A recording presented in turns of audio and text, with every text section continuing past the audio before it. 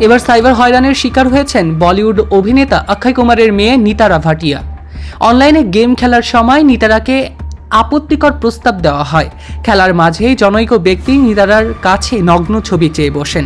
বিষয়টি জানতে পেরেই মহারাষ্ট্র সাইবার সেলের দ্বারস্থ হয়েছেন জনপ্রিয় বলিউড অভিনেতা অক্ষয় কুমার। তদন্তেও নেমেছে পুলিশ কর্তৃপক্ষ। এবার খবর, তারকা কন্যাকে অশ্লীল মেসেজ পাঠানো সেই অভিযুক্তকেও গ্রেফতার করা হয়েছে ইতিমধ্যে। সম্প্রতি মহারাষ্ট্রের রাজ্য পুলিশের সদর দফতরে সাইবার সচেতনা মাসের উদ্বোধনী অনুষ্ঠানে উপস্থিত ছিলেন অক্ষয় কুমার। সেখানেই সাইবার অপরাধের বিষয়ে সকলকে সচেতন করতে গিয়ে বলিউডের খিলাড়ি নিজের মেয়ের সঙ্গে ঘটে যাওয়া এই দুর্ঘটনার কথা সকলকে শেয়ার করেছেন। অভিনেতা বলেন, ঘটনাটি 2025 সালের।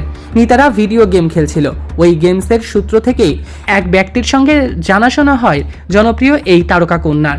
ওই ব্যক্তি অচমকাই নিতারার লিঙ্গ পরিচয় জানতে চান। আমার মেয়ে নিজেকে মহিলা বলে পরিচয় দেওয়ার সঙ্গে সঙ্গেই ব্যক্তির আচরণ বদলে যায়। কিছুক্ষণ বাদেই আমার মেয়ে নগ্ন ছবি চেয়ে বসেন ওই ব্যক্তি। কিন্তু নিতারা বুদ্ধি খাটিয়ে সে সময়ে গেম খেলা বন্ধ করে মায়ের কাছে ফিরে যান। গোটা ঘটনাটি জানান। এভাবেই তো অপরাধ প্রবণতা বাড়ে, সাইবার ক্রাইমও শুরু হয়।